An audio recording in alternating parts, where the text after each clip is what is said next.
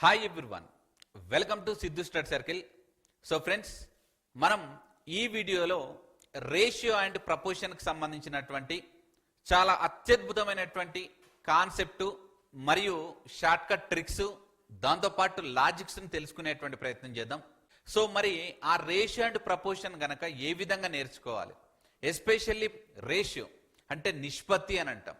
So ఈ నిష్పత్తిని గనక మీరు క్షుణ్ణంగా నేర్చుకోగలిగితే ఇది పార్ట్నర్షిప్లో వస్తుంది, ఏజెస్లో వస్తుంది, ఆవరేజెస్లో వస్తుంది, పర్సంటేజెస్లో వస్తుంది, time and distance, time and work. అసలు ఈ టాపిక్ లేనిదంటూ ఏ టాపిక్ ఉండదు.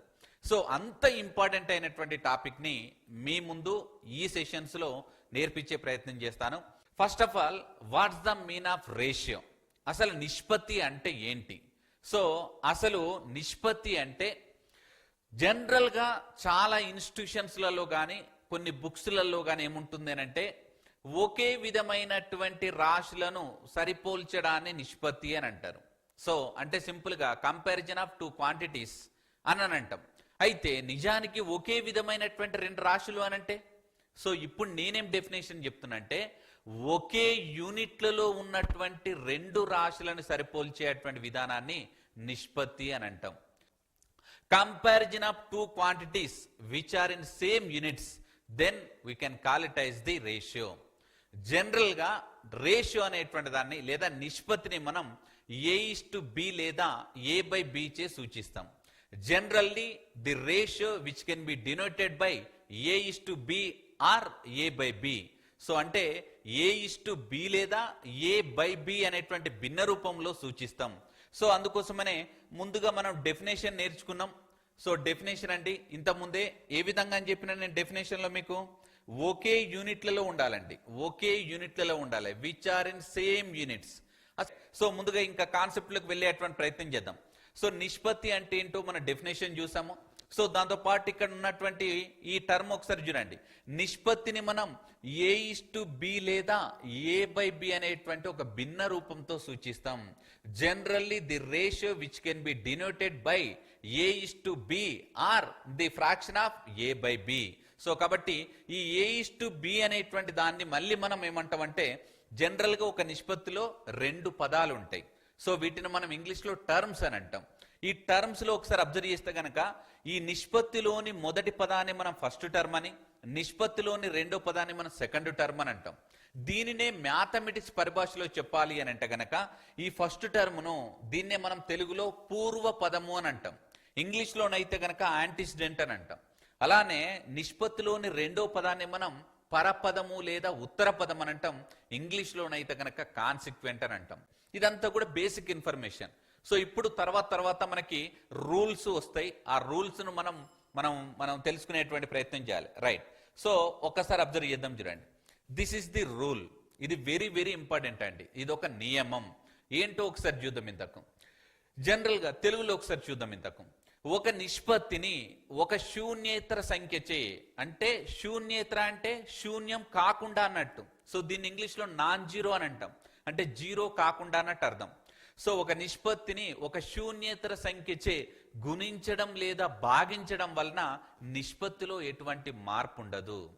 మరి దానికి సంబంధించినటువంటి ఒక ఎగ్జాంపుల్ మేము ముందు ఇచ్చేటువంటి ప్రయత్నం చేస్తాను.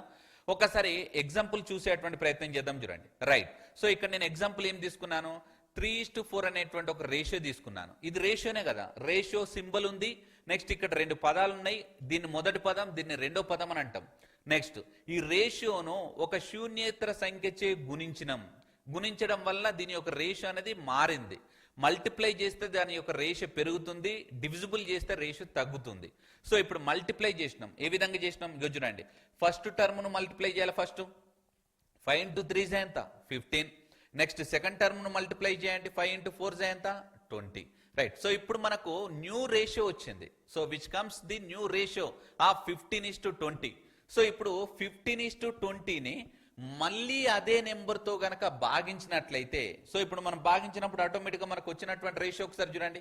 So 15 divided by 5, 15 divided by 5, 15 divided by 5 చేస్తే మనకి ఏమొచ్చింది 3 వచ్చింది. నెక్స్ట్ 20 divided by 5 చేస్తే మనకి ఏమొచ్చింది 3:4. బట్ ఒకసారి కంపారిజన్ చేస్తే ఇక్కడ ఏదైతే 3:4 వచ్చిందో ఇక్కడ కూడా అదే 3:4 కదా, రైట్. సో కాబట్టి మీరు ఒకసారి అబ్జర్వ్ చేసినట్లయితే మీరు ఒక రేషియోని, ఒక నిష్పత్తిని, ఒక శూన్యేతర సంఖ్యచే, నాన్ జీరో నెంబర్ చే అది మల్టిప్లికేషన్ చేసినా డివిజిబుల్ చేసినా which does not effect the ratio, అంటే నిష్పత్తిలో ఎటువంటి మార్పు ఉండదు. అది మీరు గమనించండి. సార్ మరి ఇది ఈ విధంగా ఎప్పుడు ఉపయోగపడుతుంది అని అంటే మిక్చర్ అండ్ అలిగేషన్స్ అనేటువంటి టాపిక్ వస్తుంది, అప్పుడు ఉపయోగపడుతుంది. ప్రాఫిట్ అండ్ లాస్ వస్తుంది, అప్పుడు ఉపయోగపడుతుంది. రేషియో అండ్ ప్రపోర్షన్ లోనే అడ్వాన్స్డ్ క్వశ్చన్స్ వస్తాయి, అప్పుడు ఉపయోగపడుతుంది. మనకు కన్వీనియంట్ గా రేషియోని పెంచుకోవడం లేదా తగ్గించుకోవడం జరుగుతుంది. ఇది ఏజెస్ అనే టాపిక్ అన్ని టాపిక్స్ లలో వస్తుంది. సో ఇది మెయిన్ ఇంపార్టెంట్ రూల్ అండి, ఇది మెయిన్ ఇంపార్టెంట్ రూల్, అదొకసారి మీరు గమనించండి. రైట్. సో నెక్స్ట్ వచ్చేసిన తర్వాత విలోమ నిష్పత్తి అంటే ఇది వెరీ వెరీ ఇంపార్టెంట్. దీన్ని ఇంగ్లీష్ లో మనం ఇన్వర్స్ రేషియో అంటాం, విలోమ నిష్పత్తి. సో మరి ఈ విలోమ నిష్పత్తిని ఏ విధంగా డిఫైన్ చేస్తామో ఒకసారి చూసే ప్రయత్నం చేద్దాం. చూడండి, ఏ కామ బి యొక్క ఎల్సిఎం ఏమైందని చెప్పిన నేను, ఏబి అయింది. సో అది ఎల్సిఎం అన్నట్టు, ఎల్సిఎం. నెక్స్ట్ ఇప్పుడు మనం ఏ విధంగా ఎల్సిఎం ను ఫ్రాక్షన్స్ తోటి చేస్తామో ఒకసారి చేద్దాం.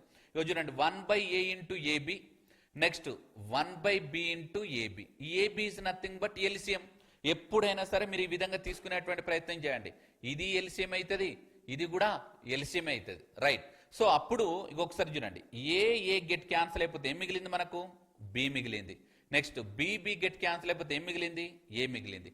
కాబట్టి A/B యొక్క విలోమ నిష్పత్తి ఏమవుతుందంటే B/A అవుతుంది.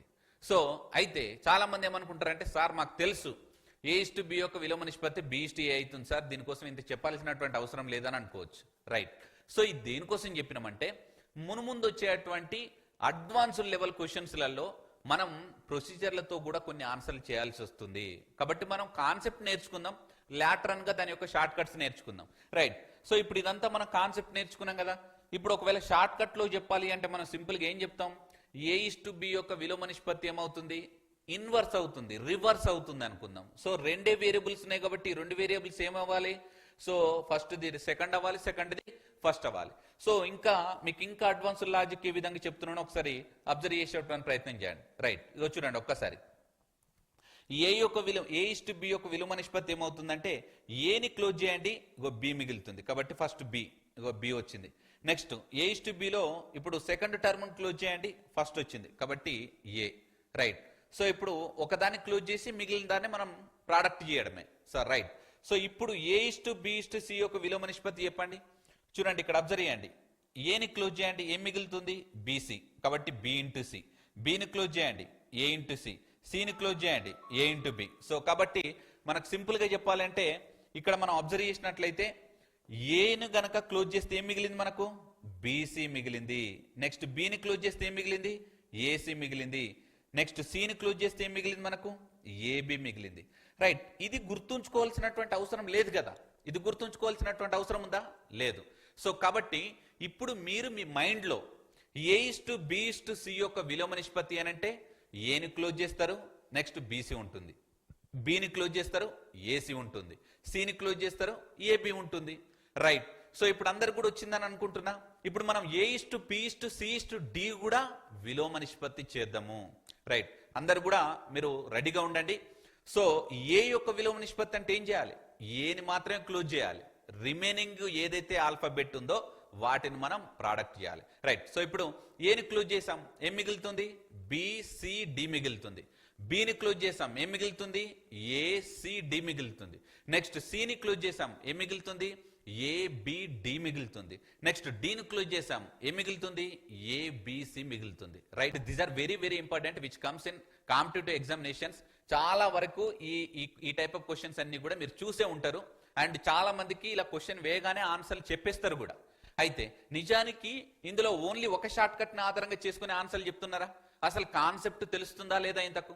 జనరల్ గా ఇలాంటి టైప్ ఆఫ్ క్వశ్చన్స్ వచ్చినప్పుడు ఏం చేస్తారు, నార్మల్ గా ఎన్ అనే టైప్ లో ఒక షేప్ ఉంటుంది, ఆ షేప్ ని యూజ్ చేసుకుని ఈజీగా ఆన్సర్లు చేస్తారు. బట్ అన్ని క్వశ్చన్లకు కాదు. సో మరి కాన్సెప్ట్ ఏంటి, లాజిక్ ఏంటి, షార్ట్ కట్స్ ఏంటి, ఆప్షన్ బేస్డ్ ఏంటి అనేటువంటిది పూర్తిగా ఒక క్వశ్చన్ చెప్తే మీరు అన్ని క్వశ్చన్లు చేస్తారండి. సో ఈ ఒక్క క్వశ్చన్ ఇంపార్టెంట్ కదా. సో కేర్ఫుల్ గా అబ్జర్వ్ చేసేటువంటి ప్రయత్నం చేయండి.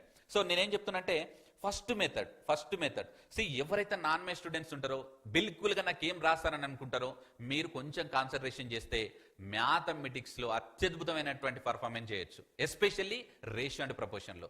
కాబట్టి ఒకసారి ఫస్ట్ కాన్సెప్ట్ చూద్దాం. ముందు కాన్సెప్ట్ అండి, బాగా అబ్జర్వ్ చేయాలి. తర్వాత మనం షార్ట్ కట్స్ అవన్నీ చూద్దాం. ముందు కాన్సెప్ట్ చూడండి. క్వశ్చన్ చూద్దాం ఒకసారి. If A:B = 2:3, next B:C = 4:5, then find the value of A:B:C అని అన్నాడు. సింపుల్ గా సార్ మళ్ళీ తెలుగులో చెప్పలేదని అంటారు. తెలుగు అయినా ఇంగ్లీష్ అయినా ఒక విధంగానే ఉంటుంది. ఇక్కడ ఇఫ్ బదులు ఒకవేళ అని పెట్టండి, ఇక్కడ కనుక్కోవడం ఎలా అని పెట్టాలి అంతే. సో మినిమం కామన్ గా మీరు ఇంగ్లీష్ అనేది నేర్చుకోవాలి. ఒకవేళ A:B అనేది 2:3 అయితే, B:C అనేది 4:5 అయితే అప్పుడు A:B:C యొక్క విలువను కనుగొనండి అని అంటాం. రైట్? సో అదొకసారి గమనించండి.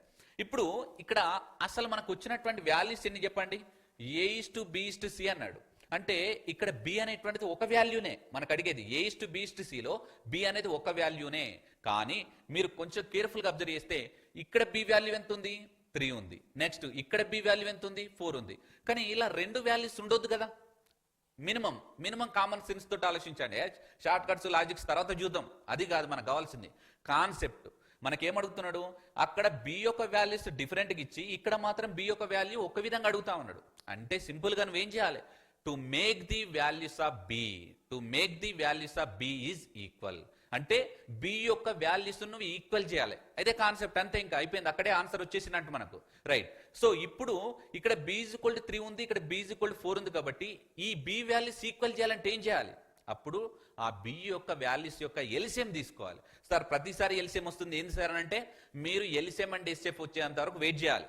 లేదా LCM and SF by Siddhu sir అని టైప్ చేస్తే యూట్యూబ్ లో మస్తు వీడియోలు వస్తాయి, అదన్నా చూడండి. ఇంత ఓకేనా? సో రాదన్న పని రాజా పని లాగా చేయొద్దు, నేర్చుకోవాలి. సో నేర్చుకునేటువంటి ప్రయత్నం చేయండి. రైట్? సో ఇప్పుడు మీ కాన్సెప్ట్ నేర్పించే ప్రయత్నం చేస్తా చూడండి. సపోజ్ ఇక్కడ నేనేమంటున్నా, A:B అంటున్నా. నెక్స్ట్ ఇక్కడ B:C అంటున్నా. మనం B వాల్యూస్ ఏం చేస్తున్నాం? ఈక్వల్ చేస్తున్నాం. మరి ఏ విధంగా ఈక్వల్ చేస్తున్నాం ఒకసారి చూసే ప్రయత్నం చేద్దాం. A:B ఎంత చెప్పండి. ఇప్పుడు ఇక్కడ చూడండి 2:3 అండి. నెక్స్ట్ B:C వాల్యూ ఎంత? 4:5 ఇక్కడ. రైట్? సో ఇక్కడ నుంచే మనం క్లియర్ గా చెప్పొచ్చు. మనం ఏం చేయాలి? B యొక్క వాల్యూస్ ని ఈక్వల్ చేయాలి. B యొక్క వాల్యూస్ ఏం చేయాలి? ఈక్వల్ చేయాలి.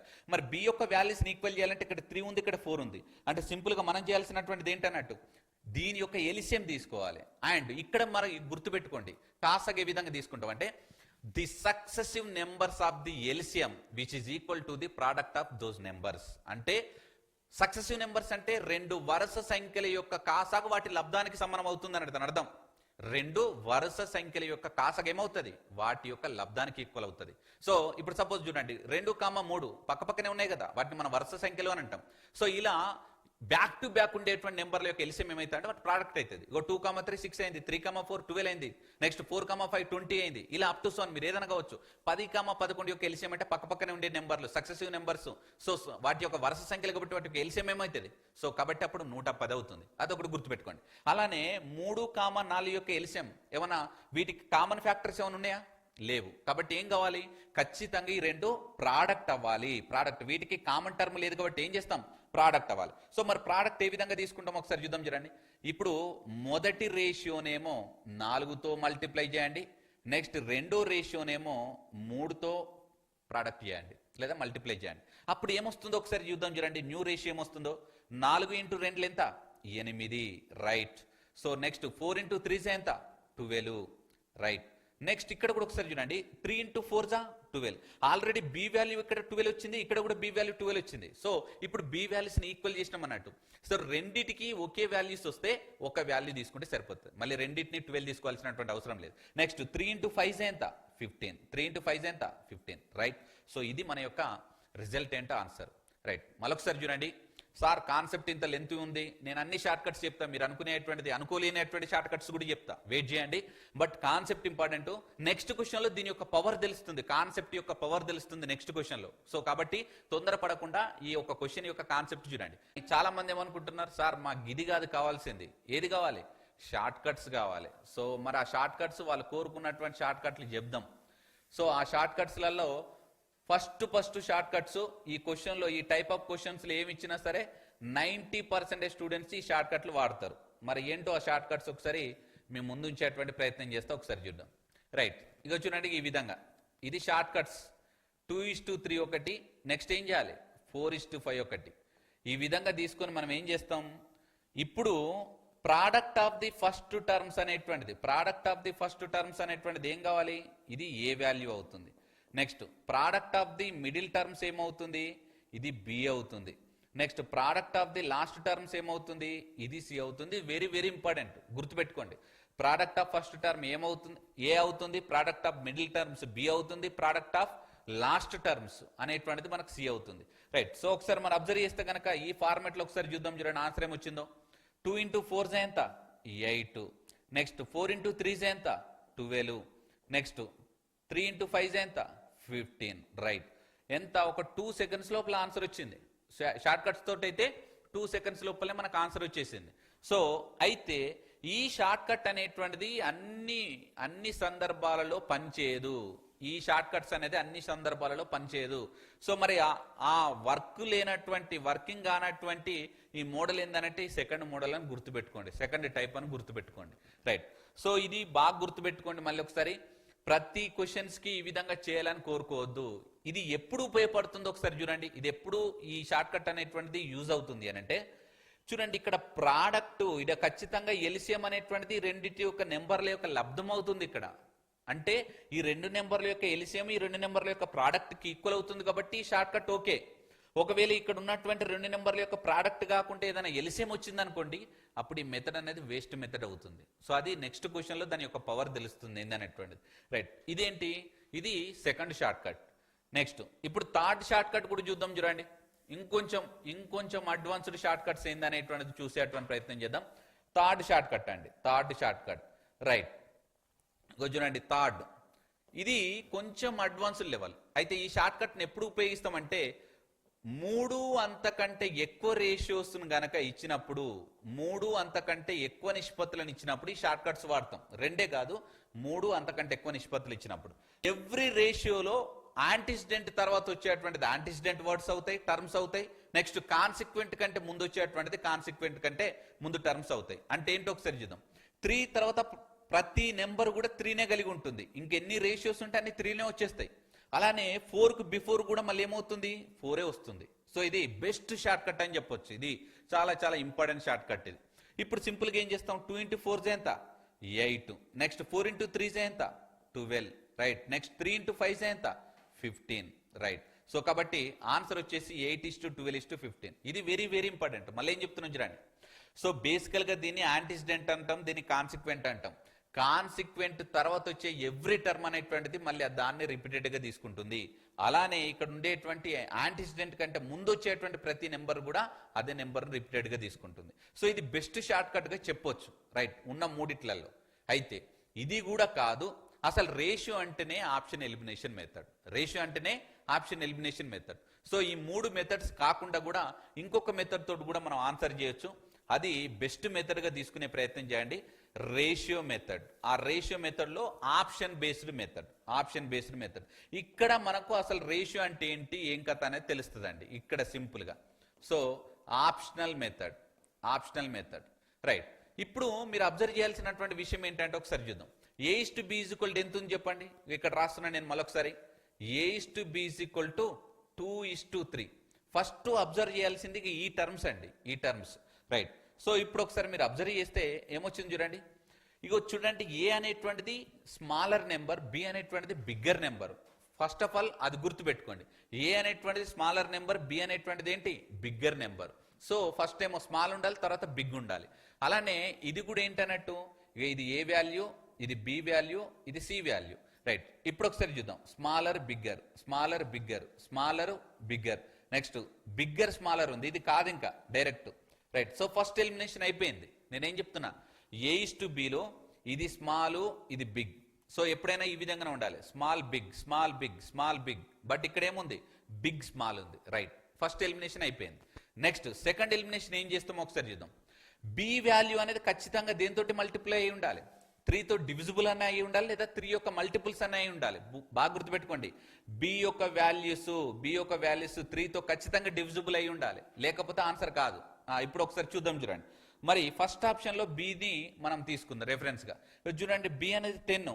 మరి 10 అంటే 3తో డివిజిబుల్ అవుతుందా, అవ్వదు. కాబట్టి ఈ ఆప్షన్ ఏ అనేది కూడా ఎలిమినేషన్ అయిపోయింది. చూడండి, బి అనేటువంటి దాంట్లో 12 అనేటువంటి 3తో డివిజిబుల్ అవుతుంది, 9 అనేటువంటిది కూడా 3తో డివిజిబుల్ అవుతుంది. రైట్. సో ఇప్పుడు రెండు ఆప్షన్స్ ఎలిమినేషన్ అయిపోయింది. నెక్స్ట్ ఇప్పుడు B/C కూడా తీసుకుందాం. చూడండి ఇక్కడ B/C ఏమైంది 4. సో ఇక్కడ ఒకసారి అబ్జర్వ్ చేస్తే B యొక్క వాల్యూ 4తో కూడా డివిజిబుల్ కావాలని తెలుస్తుంది ఇక్కడ క్లియర్ గా. సో B యొక్క వాల్యూ 4తో డివిజిబుల్ కావాలని తెలుస్తుంది. ఇగో చూడండి B యొక్క వాల్యూ 4తో డివిజిబుల్ అవుతుంది, ఇక్కడ అవ్వట్లేదు. కాబట్టి ఇది కూడా ఎలిమినేషనే. సింపుల్ గా B యొక్క వాల్యూ 3తో డివిజిబుల్ కావాలి, B యొక్క వాల్యూ 4తో డివిజిబుల్ కావాలి. అలా ఉన్న ఏకైక నెంబర్ ఏంటి? ఆప్షన్ బి అనేటువంటిది ఉంది. కాబట్టి 8:12:15 అనేటువంటి దాని యొక్క ఆన్సర్. ఇది ఆప్షన్ ఎలిమినేషన్ మెథడ్. కొంచెం కంటెంట్ కాన్సెప్ట్ తెలిసినోడు మాత్రమే రేషియో అండ్ ప్రపోర్షన్ అనే టాపిక్ ని ఈజీగా చేయగలుగుతాడు.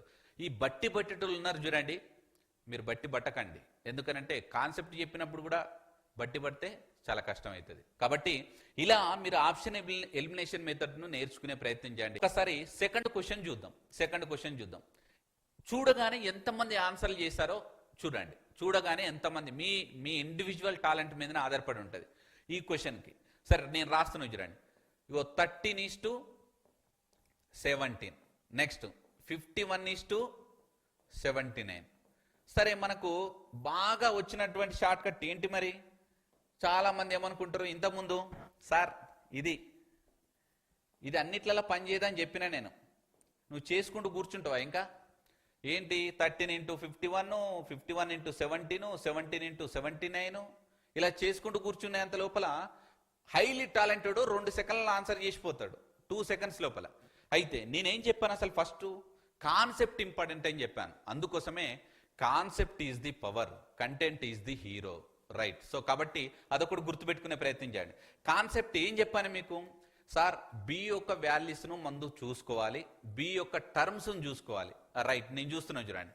ఇగో ఇక్కడ బి యొక్క టర్మ్ ఎంత ఉంది? ఇక్కడ 17. ఇక్కడ బి యొక్క టర్మ్ ఎంత ఉంది? 51 ఉంది. అంటే ఇక్కడ 17 ఉంది, ఇక్కడ 51 ఉన్నది. ఈ రెండింటిని ఈక్వల్ చేయాలి. అదే మన కాన్సెప్ట్ కదా. సో ఆ రెండింటిని ఈక్వల్ చేయాలంటే మనం ఏం చేయాలి? సింపుల్ గా వీటి యొక్క ఎల్సిఎం తీసుకోవాలి. దేని యొక్క ఎల్సిఎం? 17,51 యొక్క ఎల్సిఎం తీసుకోవాలి. వీటి యొక్క ఎల్సిఎం తీసుకోవాలి. రైట్. ఇక 17 అంటే చాలా మందికి ఇంక అక్కడ ఆగిపోతారు.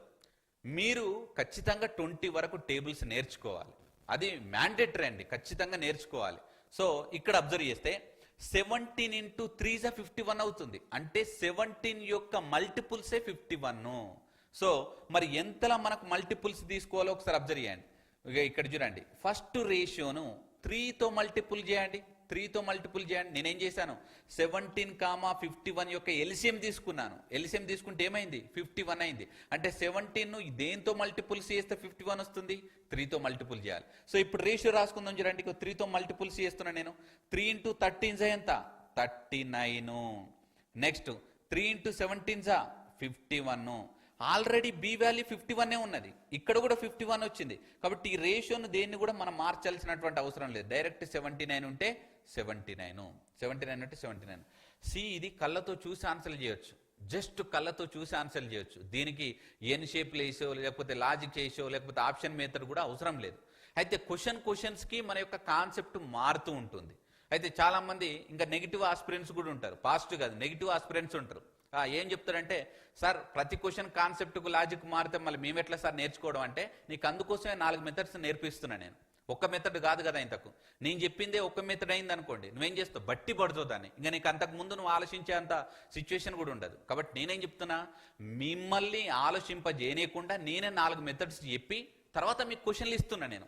అంటే మీరు తర్వాత మీ పర్ఫార్మెన్స్ చేయాలి. దాని తర్వాత అర్థమయ్యేటువంటి పద్ధతిలో ఒక్క సెకండ్లో ఏ విధంగా చేయాలో చూద్దాం. ఇగో చూడండి, ఇగో 13:17. నెక్స్ట్ 51:79.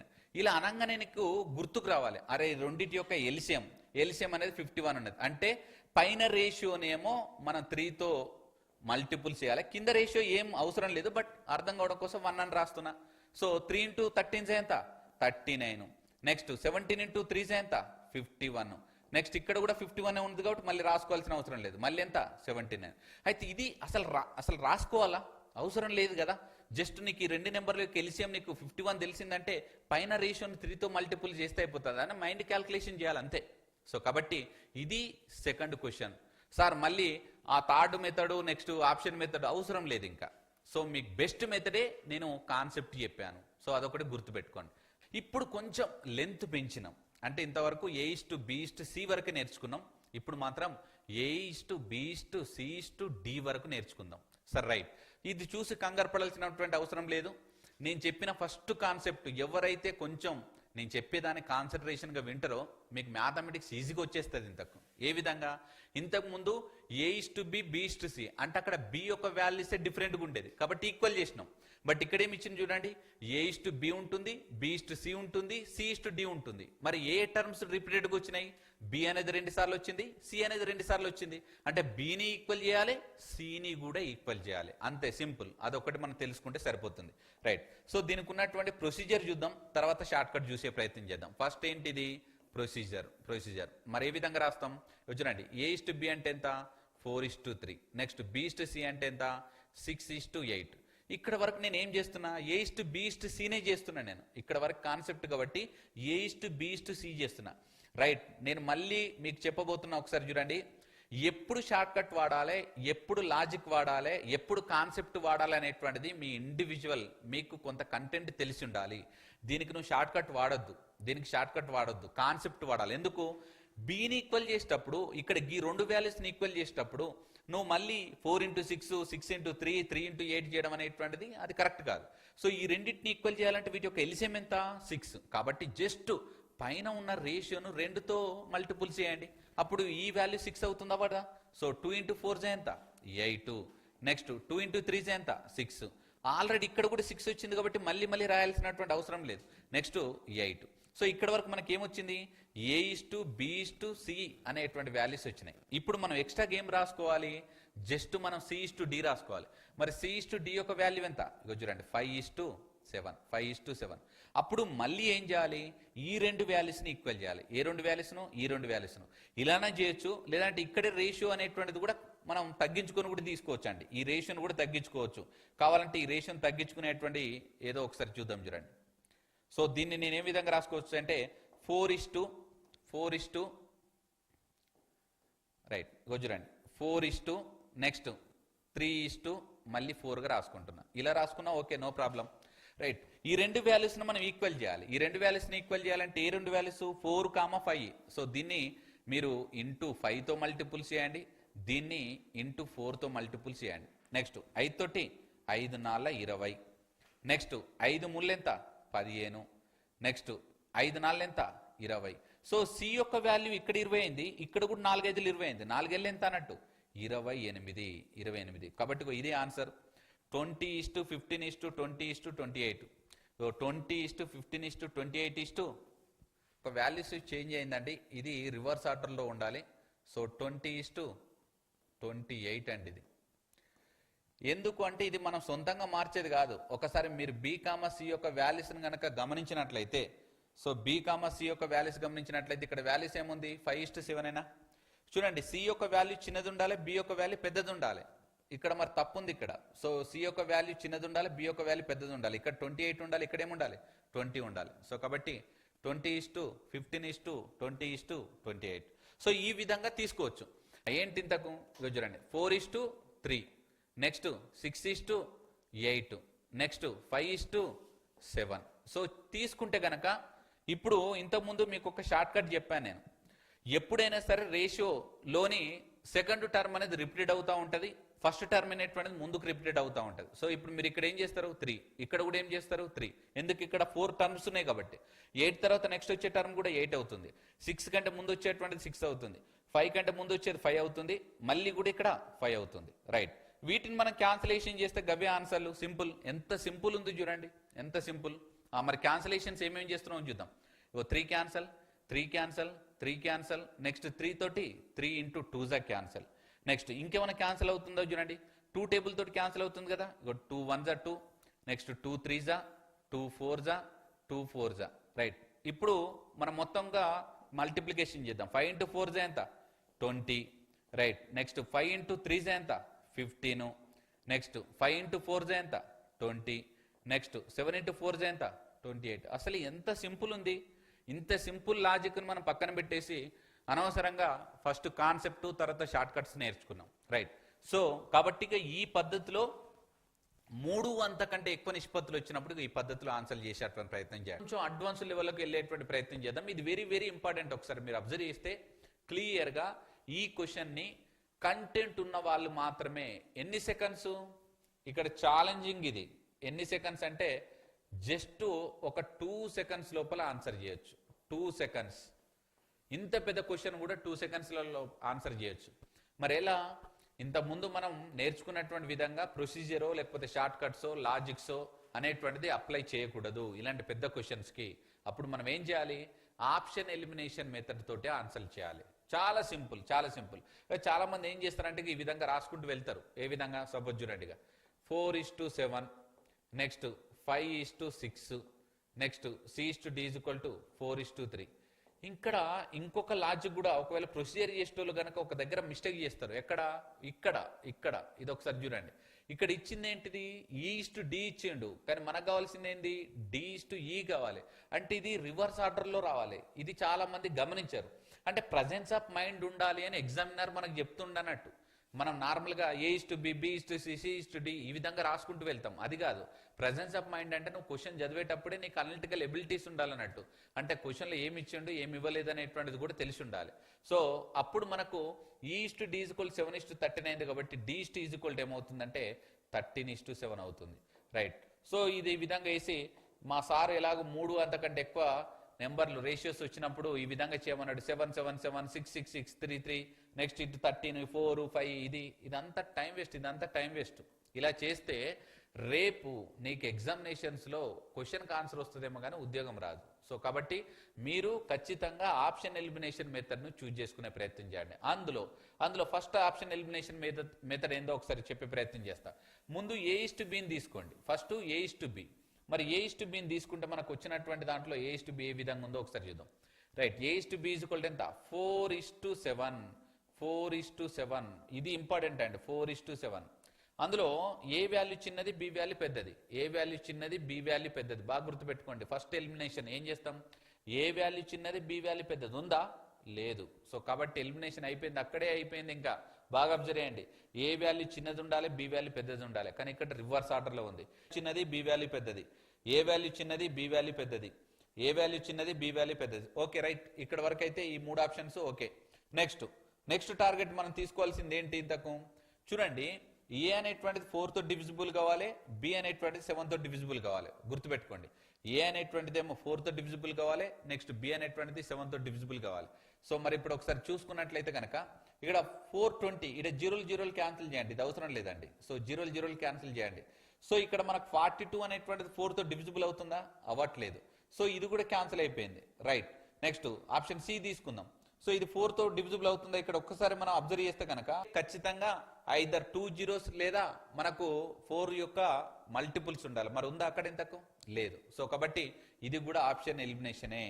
ఫైనల్గా ఒకసారి తీసుకుంటే కనుక 52 అనేటువంటిది 4తో డివిజిబుల్ అవుతుంది. 7 అనేటువంటిది 91తో అంటే 91, 7 అనేటువంటిది కూడా డివిజిబుల్ అవుతుంది. 13 × 7 ఎంత? 91. నెక్స్ట్ అలానే నెక్స్ట్ 13 × 4 కూడా ఎంత అంటే 52. సో సింపుల్గా మనం ఇచ్చినటువంటి ఏదైతే ఈ క్వశ్చన్కు ఆన్సర్ ఏ విధంగా మనం ఫైండ్ అవుట్ చేస్తున్నామంటే ఆప్షన్ ఎలిమినేషన్ తోటి ఆన్సర్ ఫైండ్ అవుట్ చేయాలి. అంటే ఇంత పెద్ద క్వశ్చన్స్ కూడా వితిన్ సెకండ్స్ లోపల ఆన్సర్ చేయొచ్చు. ఇది థింక్ చేయడానికి మనకు హార్డ్లీ 2 to 5 seconds టైం పడుతుందండి. అంతకంటే ఎక్కువ టైం పట్టదు. ఏ క్వశ్చన్స్కి? A/B/C/D/E అంటే ఆల్మోస్ట్ 5 లెటర్స్ సంబంధించినటువంటి దాన్ని కూడా మనం 2 సెకండ్స్లలో చేయగలుగుతున్నామంటే మనం కొంచెం కంటెంట్ తోటే వెళ్తున్నాం అన్నట్టు దాని అర్థం. సో కాబట్టి మీరు ఇప్పటికైనా సరే గుర్తుపెట్టుకోవాల్సినటువంటి అంశం ఏంటంటే ఈవెన్ గ్రూప్ 4 కానీ, ఎన్టీపీసీ కానీ, కానిస్టేబుల్స్ కానీ వాటి యొక్క క్వాలిఫికేషన్స్ తక్కువ ఉండొచ్చేమో కానీ కంటెంట్లో మాత్రం ఖచ్చితంగా హై స్టాండర్డ్ కంటెంటే వస్తుంది. క్వశ్చన్స్ యొక్క స్టాండర్డ్ కూడా ఆ విధంగానే వస్తుంది. కాబట్టి ఎప్పుడైనా సరే మనం క్వాలిఫికేషన్స్ కాదు, కంటెంటే ఇంపార్టెంట్. కాబట్టి మీరు ఈ విధంగా నేర్చుకోండి. ఈ విధంగా నేర్చుకోగలిగితే రేపు ఎగ్జామినేషన్స్లో నేను చెప్పేటువంటి క్వశ్చన్సే కాకుండా ఏ క్వశ్చన్స్ వచ్చినా ఆన్సర్ చేయొచ్చు. ఇప్పుడు మీరు A/B/C/D/E దాంతోపాటు ఇంకొక 2 లెటర్స్ యాడ్ చేసినా సరే మీరు ఆన్సర్లు చేయొచ్చు కదా. అయితే సార్ ప్రతిసారి ఆప్షన్ ఎలిమినేషన్ అంటే ఆప్షన్ ఎలిమినేషన్స్ కాకపోయినా సరే ఆన్సర్ చేయొచ్చు. ఏ విధంగా? మీకు ఆల్రెడీ 4 మెథడ్స్ నేను నేర్పించాను నేను. సో ఆ 4 మెథడ్స్లలో ఏదో బెస్ట్ సూటబుల్ మెథడ్ అనేటువంటిది క్వశ్చన్స్ యొక్క డిజిట్లను ఆధారంగా తీసుకోవాలి. సో కాబట్టి అక్కడనే మీరు పాస్ అయిపోయినట్టు. సో ఈ A:B:C:D ఈ ఫార్మేట్లో ఏ క్వశ్చన్ వచ్చినా మీరు ఆన్సర్ చేస్తారని నేను ఆశిస్తున్నా. అండ్ నెక్స్ట్ వచ్చేటువంటి వీడియోలో మరొక మోడల్ రేషియో అండ్ ప్రొపోర్షన్ సంబంధించినటువంటి మరొక మోడల్తో మేము ముందుకు వచ్చేటువంటి ప్రయత్నం చేస్తా. అప్పటి వరకు మన యొక్క కోర్స్ లింక్ను మీ ఫ్రెండ్స్ అందరూ కూడా షేర్ చేస్తూ ఉండండి. మన కోర్సు గురించి చెప్తా ఉండండి, కంటెంట్ గురించి చెప్తా ఉండండి. అండ్ వీలైతే గనక ఈ కంటెంట్కి సంబంధించినటువంటి విలువైనటువంటి సూచనలు సలహాలు ఏమైనా ఉంటే గనక మీరు కింద చాట్ బాక్స్లో కూడా తెలియజేసేటువంటి ప్రయత్నం చేయండి. Right, thank you so much అండి.